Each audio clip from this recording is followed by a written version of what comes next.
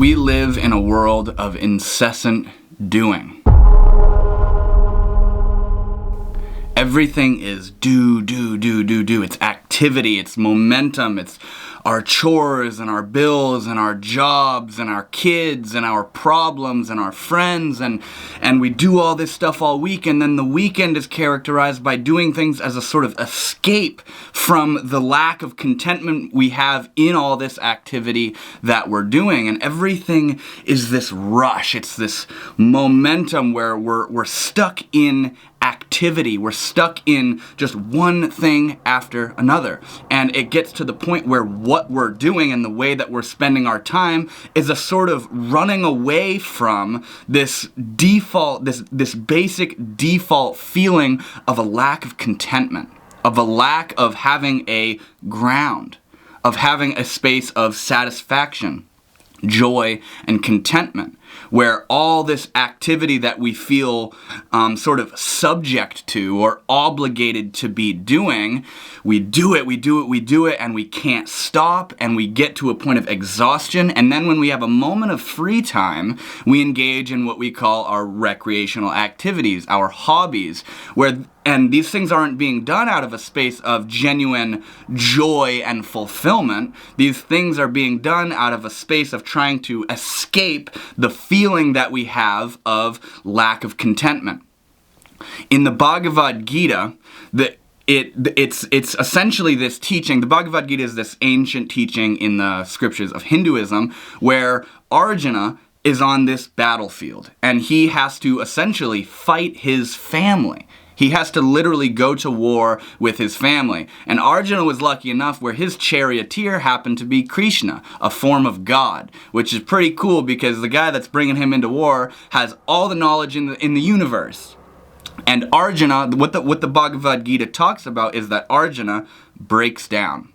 He can't go on anymore. He doesn't want to act. He doesn't want to take any sort of action. He wants to just completely close himself off, give up, and call it a day. He wants to throw in the towel. He no longer has the courage and the motivation to carry on because, look what he has to do. He has to fight his own family. Krishna starts instructing Arjuna, telling Arjuna that what this world is karma. And we have a misconception of what karma actually is. Karma isn't this God that seeks revenge on people that did you wrong. Karma means action. This is a world of action. And all this stuff that we do is karma. We can't not do it. And that's what Krishna begins to teach to Arjuna is that, hey man, you can't not do. In this world that we live in, it's a world of activity. You can't not do something. So what Krishna begins to teach Arjuna is how to do things right, how to do things with mindfulness, how to do things with integrity, with moral, telling him that you have to fight, you have to fight on. You have to stand up and act. But it would be in your best interest to align those actions with a sense of groundedness, with a sense of clarity, with a sense of understanding of what this world is all about. And the reason that the Bhagavad Gita is so impactful to so many people is because the Bhagavad Gita is very much so analogous to the situation that we find all ourselves in. This world is the battlefield that Arjuna found himself in. And we have to act. We have to do stuff. We can't not do something. You say, I'm not going to do anything, so you sit down. And you give up. Or you go live in a cave. Or you can't not do something. Living in a cave, that's what you're doing. You're living in a cave. If you sit down and lay in your bed all day, that's what you're doing. You're laying in bed. You're going to get hungry, you're going to get bored, you're going to get thirsty, you're going to have to do something. So the teachings of the Bhagavad Gita is instructing us to act mindfully and with wisdom and understanding. Grounding ourselves, which is what this video is going to be about, grounding ourselves is a way of creating this space of equilibrium, this sort of anchor, this point around which the whole dance of activity is happening. in all this hustle and bustle of what we do in this world, of all the stuff we have to do, like I said in the beginning, our jobs and our chores and our career and our hobbies and our bills and our kids and our problems and all this activity, we can begin to get what you could call ungrounded. The way I kind of think of it to myself is, the activity of this world, we're kind of just jogging along. That's what the activity is. We're jogging along. But then have you ever had that moment where you're running and then you start to get a little bit out ahead of yourself and now you're sort of like falling while running? You're sort of tumbling while running and then you just face plant. That's what all this activity can lead us to, is a place of tumbling through life, where we're not doing things from a space of groundedness and mental clarity and mindfulness, but rather we're doing things out of this sort of like instinct of one thing after another, where we're tumbling through life. And I don't know about you guys, but in my personal experience, when I can feel intuitively when I'm tumbling through life, when there's not this sense of groundedness, there's not this sense of mental clarity. And grounding yourself, what we need to do if we want to live mindfully and enjoy the moment around us and not get exhausted and begin to drown in all the activity around us, is we need to begin to develop practices and methods of grounding ourselves. When you develop a wholesome and healthy method of grounding yourself, there isn't this sort of negative backlash. A lot of what people do to ground themselves is really to just sort of soak their mind and body in pleasure. Whether that's seeking relationships or seeking sex or taking drugs or having a bad diet or playing video games all day or whatever your thing is, what we do to, like I said, ground ourselves is really just this act of sort of hiding our pain, masking our pain, putting a Band-Aid over our pain with these objects of pleasure. That is not grounding yourself. Grounding yourself is distinctly different in that there's not this sort of rebound effect of negativity. A lot of these dopamine-seeking activities that we do to try to find some sort of sense of comfort in this hustly, bustly world that we live in, they have a backlash where we crash. When you take a drug, you come down. You know, when you go on dates or seek people out to do whatever you want to do with them, there's a backlash where now you have to go find another person, man. Now you have to go do it again. You know what I mean? You're going to have to, when you're playing video games all day, you're going to eventually have to get up and, go to your job and take care of yourself and all these things. There's this backlash. But grounding ourselves is something that doesn't have a negative backlash effect. Now, to talk to you about methods of grounding ourselves, there's a whole array of ways that we can ground ourselves. And when you become grounded within your own mind and body, there's not this sort of, it's not defined by like peace or contentment or relaxation. Those are qualities that can very much so present themselves when we ground ourselves, but being grounded, you can still go out and have a good time and laugh and have fun and be excited while being grounded. Grounding doesn't mean like, you know what I'm saying? It's not this sort of cliche image of grounded and I'm content and nothing. You know what I mean? It can be active. We can be active while being grounded. Now, I want to share with you a personal example of not only when I feel ungrounded, but the things that I do to reground myself. So this happened literally just the other day where like I was just kind of going through my day, and I ended up playing video games on my computer for probably like 3 hours straight. And it got to the point where I'm playing the video game and I realized I was like, I'm not even really like enjoying like the game right now. I'm not actively immersed in the game. And see, to talk further on this, the game that I play is usually a form of like mental engagement. It's like brain food for me. It's a shooter game, and it requires hand-eye coordination and tactic and strategy and focus. And that is really satisfying to me. And when I play this video game when I'm grounded, it's a very beautiful experience.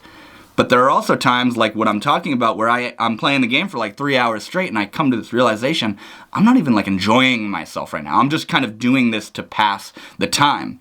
So I got off the game and I could feel this feeling of ungroundedness within me. The way that it manifests itself is it's this sort of like mental nausea. It's this sort of like lack of direction and feeling like I'm not really absorbing the beauty of life around me, and I'm kind of just like stagnant and bored, and I'm like, I can see the thing in me that's seeking to find something to satiate that feeling of lack of groundedness.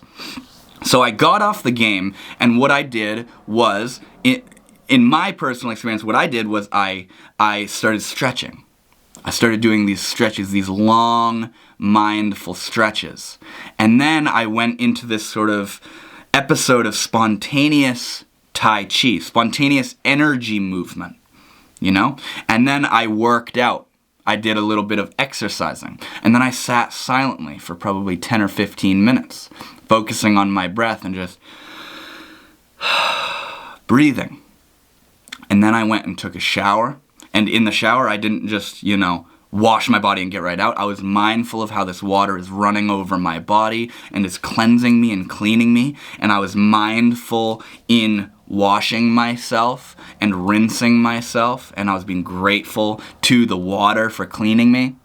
And then I went downstairs and I prepared myself dinner. And I didn't just whip it right up and eat it, you know what I mean? I wasn't in a rush. I was very in the moment. I was very present. I was very patient with the moment, and I mindfully and in a flow so fluidly prepared this dinner, and I was slow and neat and clean and orderly, and I ate mindfully, and I felt myself absorbing the nutrients of this food, and I was grateful for what this food was offering me, and I cleaned up. And then I sat downstairs and I spent some time with my grandfather, who I have the honor of living with, and I talked to him and had some quality time with him. And at the end of all this, which probably was like an hour and a half period, I felt so much better. I felt so much more in my body. I felt so much more calm. This society, this world, this culture that we live in is so racy and so much hustle and bustle, and especially with all the social media and, brain rot scrolling that we do, we get into this sort of manic state where we're not doing things mindfully. We're not doing things with joy, with mindfulness, with presence. We're doing to the degree that we don't even know why we're doing anymore. We do all day, and then we go to sleep and we dream about doing, and our dreams are an immediate reflection of our fears and desires of all the doing, and then we wake up and we check our phone, and then we do some more, and we do, and we lose our center. Groundedness is the center. Groundedness you could think of as the eye of the hurricane, the point, the focal point, the anchor, like I said a moment ago, around which the whole dance of activity is happening. And when you haven't established a ground, when you haven't established a center, there's no sort of context to why you're doing what you're doing. You're sort of on automatic mode. You're sort of in this racy do. And it begins to exhaust you. It begins to exhaust your mind, body, and soul, where you're not doing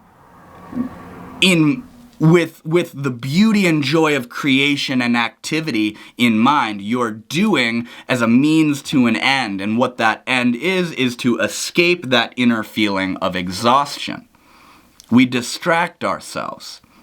And see, to talk about the myriad practices and methods of grounding ourselves, there's so many.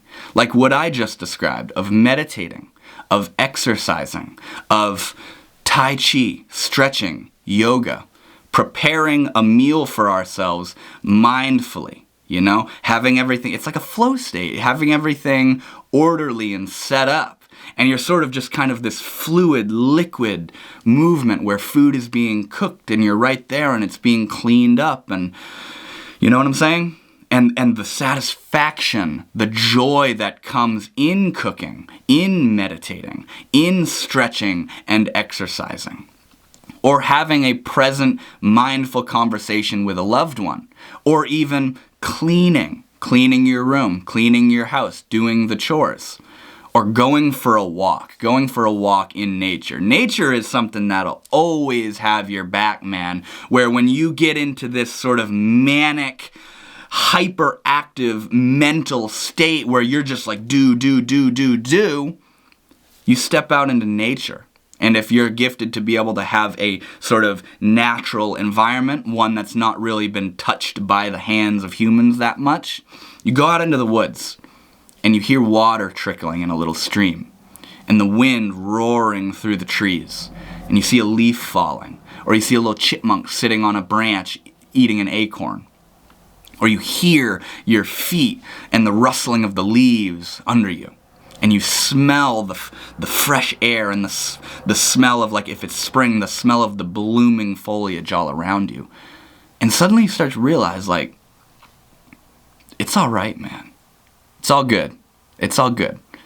Nature is a beautiful teacher. Nature is something that will always help us to tune back into that focal point, that ground where we can see that, like nature, for example, acts as a beautiful teaching where we see that nature is sort of like this backdrop that we can contrast against our hyperactive inner being. When we go out into nature and we feel ourselves starting to settle down and come back into ground, we can see that, holy crap, I've been busy, man. I haven't been present. It's been 2 weeks have gone by and I've just been doing, and I haven't even been aware of myself. I haven't even been aware of what's around me and the people that have been around me and the things I've been doing. We get so hyperactive in this world, and there are so many different methods for us to sort of unravel that hyperactivity. A lot of, kind of like what I was describing earlier, a lot of our methods of grounding are not really methods of grounding. They're means of seeking pleasure to sort of mask that feeling of exhaustion and manic hyperactivity and lack of contentment within us.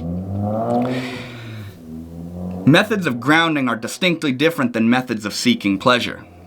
If you wake up and you have some free time, and in that free time, rather than sort of centering yourself and grounding yourself and absorbing the beauty of the present moment around you, instead of doing that, you scroll on your phone for 2 hours and then play video games for another 2 hours, and then you masturbate, and then you take a nap, and then you wake up and you scroll for another hour, and then you go out and you do stuff with your friends and you drink and take drugs. And then you come home and it's the end of the night and you don't even think about what you did all day and you just lay down and go to sleep.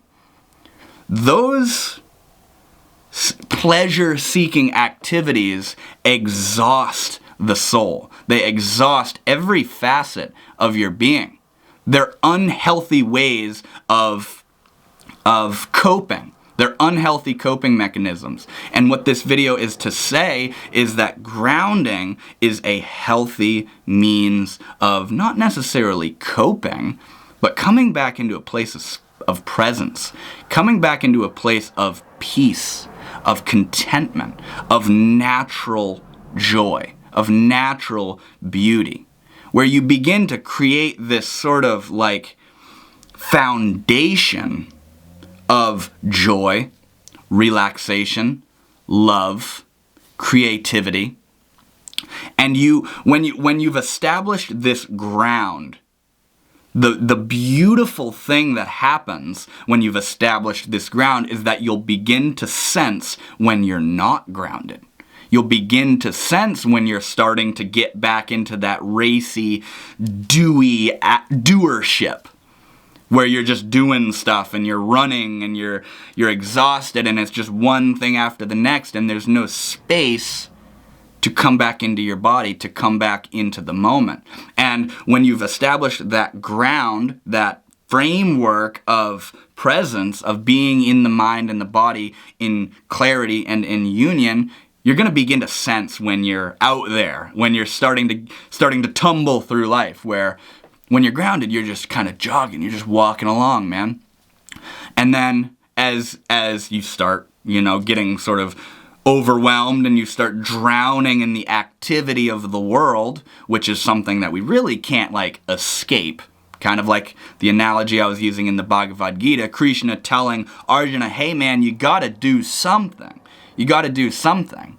When we start to get overwhelmed with the activity of the world that we're a part of, and we start to tumble ahead of ourselves, you know what I'm saying? That walk turns into a jog, which turns into a sprint, which turns into sort of falling and tumbling through life. We begin to realize that we can slow down. We can collect ourselves. We can sort of come back into our body, come back into equilibrium, and pick up where we left off. It's so important to have healthy methods of grounding. And there's no way in this video I could tell you all the different healthy methods of grounding that there is. And it's not even kind of like what I was describing of how grounding yourself isn't this cliche meditative I'm grounded thing. Grounding yourself can be going out to the town and having a good night with your friends, or going out and shopping, or going out to your job, your day job, or doing what you do. But the grounding aspect of it is more so a mindset that you bring to that activity. When you don't have that ground, when you don't have that mindset of groundedness, a lot of your activity, as I described a moment ago, is automatic. It's just kind of happening. It's just kind of happening. And what triggers each new action, each new karmic activity is the seeking, because we intuitively sense when we're losing our ground, when we're losing that space of contentment, of relaxation. So now, rather than a lot of us don't have the tools in our toolkit to come back into a space of groundedness, to mindfully sit and focus on the breath, or to exercise, or to go on a walk in nature, or even to take a nap, to take a little breather, or to read, or to clean, or to prepare a meal mindfully, all these different things, or to paint, or to write. When we don't have those tools in our toolkit, as I described it, to ground ourselves in a healthy way, what happens is we know that we want to be in a space of contentment, but when we don't have those healthy means of grounding ourselves, the ways that we seek that contentment tend to be unhealthy. Like I was saying, playing video games for 3 hours, masturbating, drinking, drugs, a bad diet, junk food, impulsive buying, going out and trying to get other people to validate you so that you can feel contentment. We have all these toxic means of grounding ourselves to the degree that we're not even grounding ourselves. We're getting more and more ungrounded. And with technology and social media these days, that's even worse, bro. Where I do it. I'll spend an hour scrolling on my phone and I'll start to feel that, as I described it earlier, that mental nausea of dude, what are you doing? You're just getting these dopamine hits of this random stuff that you're not even absorbing. You know what I mean? And that's because I've established these methods of grounding, that awareness that I'm kind of just tumbling through my life and doing stuff with no real value to it, that awareness is what will cause me to put the phone down and to begin to engage in my methods of grounding.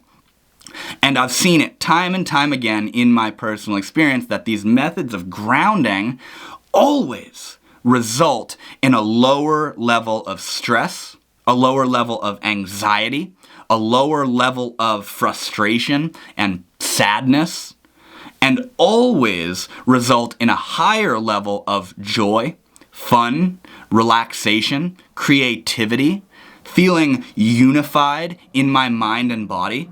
See, that's the thing is, as I've been describing it, grounding isn't necessarily it looks like this. Kind of in the healthy means of grounding ourselves, but really what it is it's a mindset. It's a grounded mindset. And when you're grounded in your mind, body, and soul, and you got that stuff unified, all you bring to the table is grounded activity. And to bring up the Bhagavad Gita once again, that's what Krishna is instructing Arjuna to sort of touch into, is grounded activity of, hey man, you got to get up and do something, but allow me to tell you the way to do those activities with mindfulness and wisdom. When you're grounded, it creates this like harmony. You begin to resonate with this, to talk frequency talk, you begin to resonate with this frequency of mental clarity. Where when you're grounded, you're not going to want to scroll for 2 hours. You're not going to want to play video games all day. You're not going to want to go out and get drunk as a means of having a good time. You're going to feel content within your own body. You're going to feel present and peaceful and clear and serene within your own body. And what naturally results from that is more fun, more joy, more peace and relaxation. A sort of Taoist flow state where cleaning your house becomes this meditative flow, this dance, or preparing a meal for your family becomes this flowing dance, Or sitting down and focusing on your breath becomes, with every single breath, more and more relaxing, more and more peaceful and serene. And as you continue to practice these healthy methods of grounding, not only will you begin to sense quicker and quicker when you're losing that ground, but you're going to want to practice those methods of grounding more and more. You're going to develop a sort of healthy, not addiction, but preference to being grounded and having your activities and thoughts and ideas come out of that space, as opposed to racing around in the world with no pause, with no presence, with no consideration, and just seeking all of this validation and dopamine hits and pleasure and distracting yourself from that default basic feeling of lack of contentment that you have within you. And the reason you have that lack of contentment within you is because you're not grounded, because you haven't developed methods of grounding yourself. Now, I'm not going to sit here and tell you this is how you ground yourself because, as I've already shared in this video, there are a plethora of different practices and methods of grounding yourself. But what I do want to say to you and what I do want to emphasize in this video is how important it is to ground yourself. Because when you're not grounded, you are a product of your own lack of satisfaction. You're a product of your own pleasure seeking, where you're not really living the life you want, but rather you're living this sort of instinctual, impulsive life of trying to fill the void within you. And if you begin to come into your own body and realize that it's up to you to bring yourself back down into a space of presence, mindfulness, and clarity, you'll begin to realize that there are a myriad of different opportunities and methods available to you of creating peace now, creating joy and relaxation and contentment and fulfillment right now. And all it takes is you developing those different methods. And like I've said, once you continue to practice these methods of grounding, you're going to begin to prefer that over pleasure seeking, over scrolling, over eating junk food, over impulsively buying stuff. And you know how I talked about how how these negative means of pleasure seeking that we all have, of scrolling and buying and diet and sex and video games and all this stuff, we crash. It's like a sugar crash. It's literally a drug. Like, it's literally a drug. Dopamine or serotonin or whatever it is that jacks us up. Well, our body and mind wants to come into a space of equilibrium, so when we're constantly indulging in these pleasure-seeking activities, we're constantly crashing. And that creates a negative feedback loop of getting addicted to our different means of seeking pleasure. But grounding yourself, it's not about seeking pleasure. It's about learning how to be with the moment as it is and come into a place of harmony and flow, fluidity. You know? And man, I can't stress enough the beautiful qualities that come out when you're grounded. When you're grounded, when you're quiet inside, when you're present inside, you can hear, maybe for once, what you want to do with your life. You can hear what you'd want to do, maybe not with your life, but with your day. Creativity is born out of a space of being grounded. Inspiration, motivation, passion is born out of knowing who you are and where you stand. So if you're living your life in just this incessant chase of pleasure, you don't know who you are. You don't know who you are. And I mean, the ego mind will sort of try to justify it. Oh, I like doing this. I like playing video games. I love this junk food. I have a good metabolism. It's not bothering me. I love going out and drinking with my friends. You know what I'm saying? All these negative activities, you know, or even workaholics. Oh, I just love working. We're escaping that ground. We're escaping not necessarily our ground, but our lack of contentment, which is the result of not having a ground. So this video is to say that not only are there a myriad of different ways available to you to ground yourself and to come into your body, but that it would be in your best interest to do so. Because it has such a different feel to it than constantly seeking pleasure. Scrolling and video games and all the stuff that we do to avoid that inner feeling of lack of contentment. When you begin to develop methods of grounding yourself, meditation, exercise, yoga, tai chi, you know, cleaning, reading, writing, going on nature walks, making music, drawing, art, you know what I'm saying? We're going to begin to develop a preference to that, because we're going to start, when we start to engage in those activities, we're going to feel the difference between that. It's real joy. It's real satisfaction. It's lasting satisfaction. Because the only reason it doesn't last is because we're sort of falling back into that pleasure-seeking activity. So when you develop the ground, it's going to help you in all ways possible, not only in bringing you back into your mind and body and sort of dissolving those manic feelings of chasing, but you're going to begin to feel when you're falling out of that ground. Grounding yourself is so important because the best of you is born from being grounded in who you are.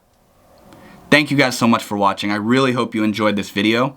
And if you did, consider leaving a thumbs up so that this video can get recommended to more people like you.